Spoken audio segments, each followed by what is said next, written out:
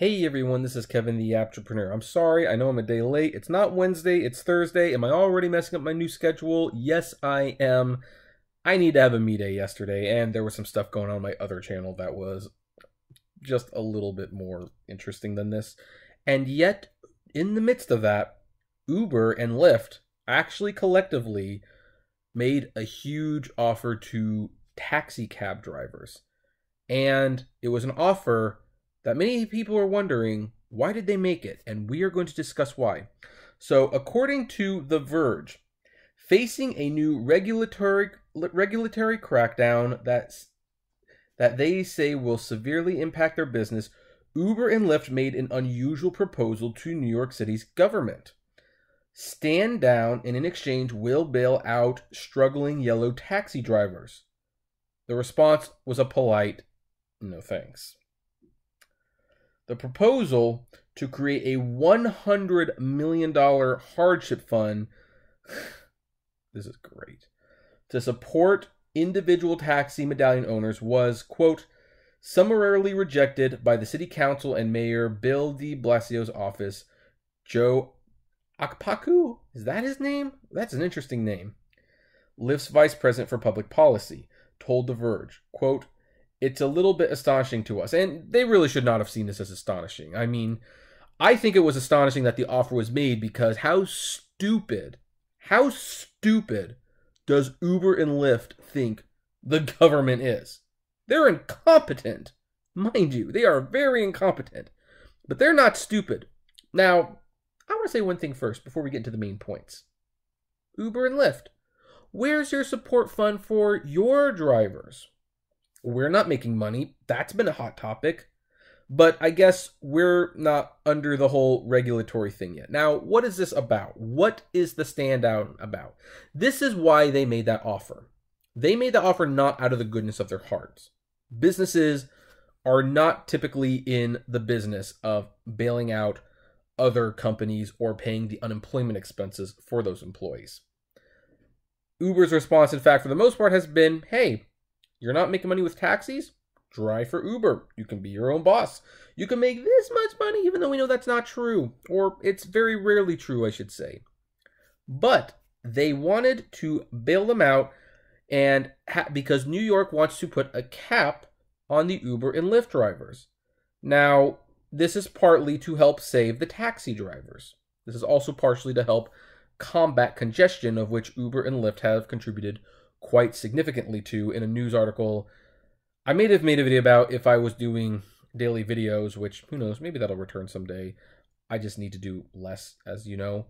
But Uber and Lyft said, hey, if the issue is the taxi drivers, if they're suffering, we'll bail them out.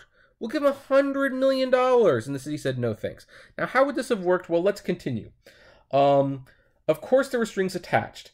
The ride-sharing companies, including carpool services Via, wanted the city to drop its proposal to cap the number of new Uber and Lyft vehicles and set a wage floor for drivers. In exchange, they said they would create this fund that they claimed would pay out tens of thousands of dollars to individual medallion owners, quote, right away. So that was another thing, and this was very smart of them. I mean, it didn't work, but it was like dangling a carrot. It's like someone says, I can give you $100 million and make your problems go away. And they're like, I don't think that's ethical. Really? We can pay out a little bit now if you'd like.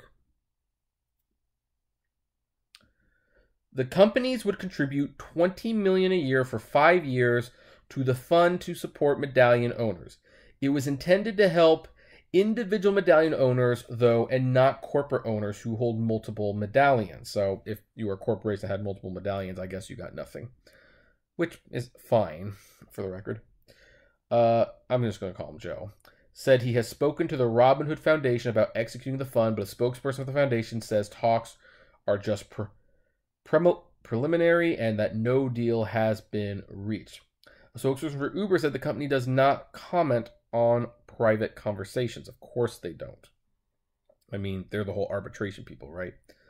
Uber and Lyft claims a cap on vehicle licenses would send wait times soaring and driver earnings plummeting. Well, if the driver earnings are such an issue, raise the rates, right? I mean, you care enough about the medallion owners to bail them out. Why don't you bail your own drivers? Pay the drivers more. We'll wait if we have to make, if waiting is the result of what it takes for us to make more money, we will totally wait. I think I speak for most. In fact, I will continue reading my Truman Capote novel in cold blood while I wait for the next ride. I can promise you that. Let's see here. They also say a cap would disproportionately affect outer borough residents, including low-income communities and people of color. Quote, the cap bill would set things back to a time when service levels were horrible in the outer boroughs. Yeah. I don't know.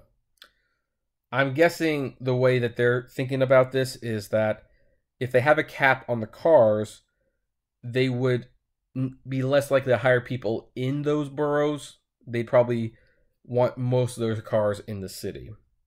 I guess that's what they're trying to say. Even though that's an Uber and Lyft choice, not necessarily a people choice.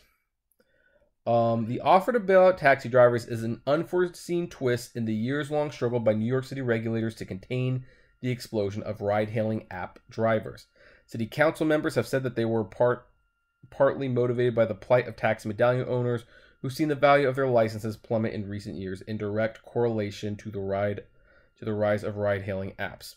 6 taxi drivers have committed suicide in the last 6 months, a grim reminder of the human cost of technological disruption. Yeah. Uber's response to the proposed bills was to go on the offensive. A message appears on the homepage of its app for New York City drivers with the title, Arriving Now, Higher Prices and Increased Wait Times. Yeah. Well, obviously I didn't get that because I'm not in New York, but yeah. The company has been calling Uber customers directly, asking them to send messages of support for Uber to their council members, according to BuzzFeed. Lyft has been emailing customers with its own appeal to, quote, speak up for ride sharing. You know, okay. This is such a tactic Uber does. Uber takes and takes. So does Lyft, for that matter. They pay their drivers horribly and horribly. But when it comes time to the tables turning on them, they turn on the green. And what did they do? They offered a bribe. They offered the bribe. They said, hey, the medallion drivers, taxi drivers who have medallions, they're struggling. Well, we'll buy them out. I mean, granted, it's only 5 years. And after that, I guess they're on their own again. You know, their business completely shuttered because of Uber and Lyft. But hey, we'll bail them out.